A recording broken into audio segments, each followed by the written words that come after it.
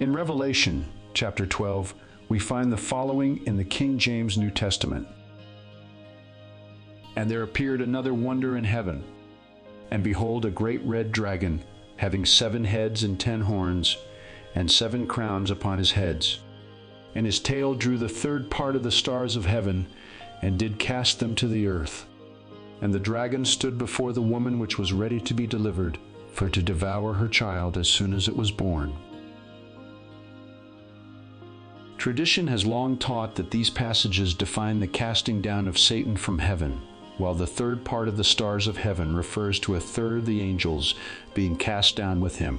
This does, of course, support the idea that Satan is a fallen angel. Personally, I haven't believed in this teaching for some time for several reasons. Even if I did, I would still challenge this perspective regarding these passages.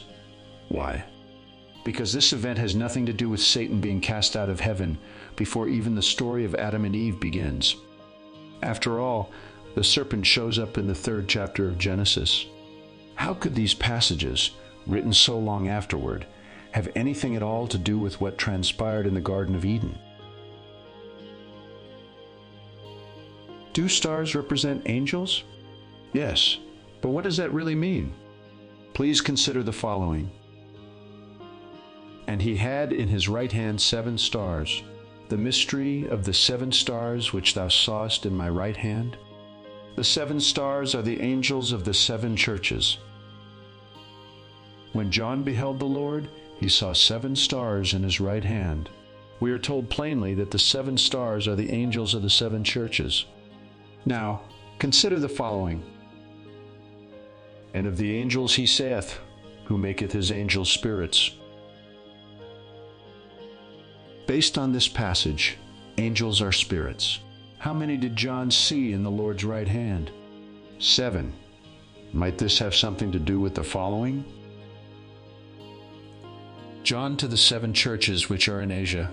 Grace be unto you, and peace from him which is, and which was, and which is to come, and from the 7 spirits which are before his throne.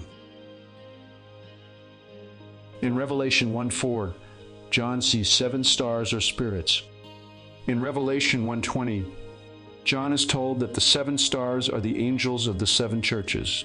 So, stars are angels and angels are spirits. Might these 7 spirits in Revelation 1:4 be the same 7 stars or angels in the right hand of Christ in Revelation 1:20? I cannot help but believe they are. For the right hand of Christ denotes the power of God, while the fact that there are 7 spirits represents the fullness and manifestation of this power.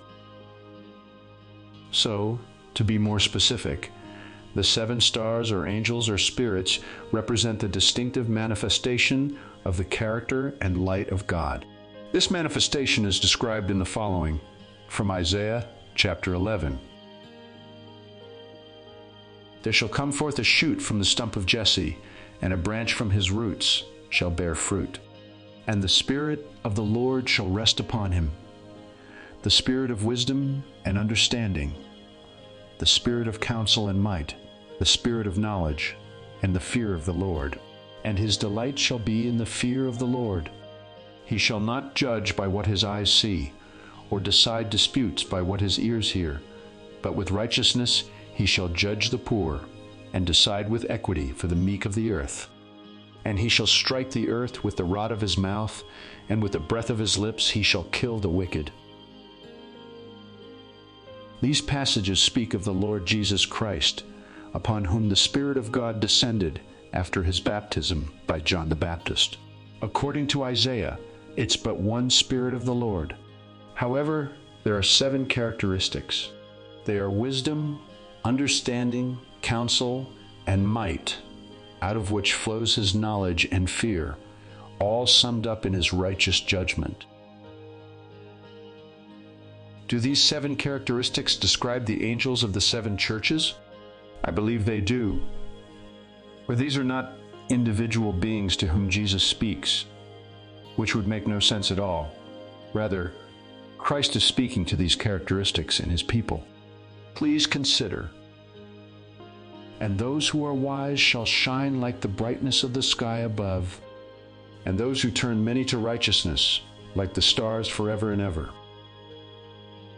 Speaking of those who sleep in the dust of the earth, but awake to everlasting life, Daniel declares that those who are wise shall shine like the brightness of the sky above, meaning like the stars forever and ever.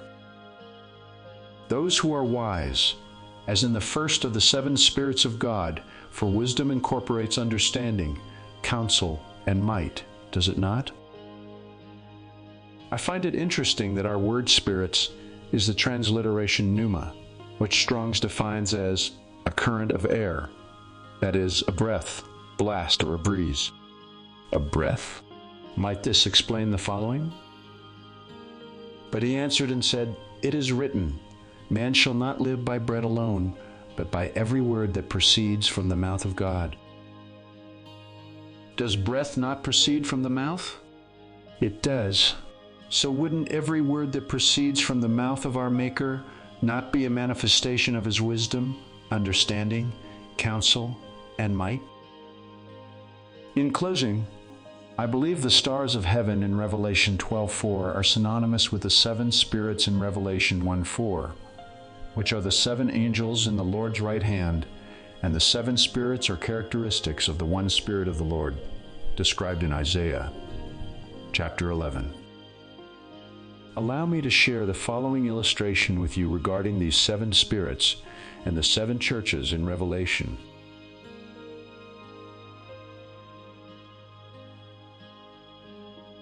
In our next video study, we will examine our illustration and look further into the third part of the stars of heaven,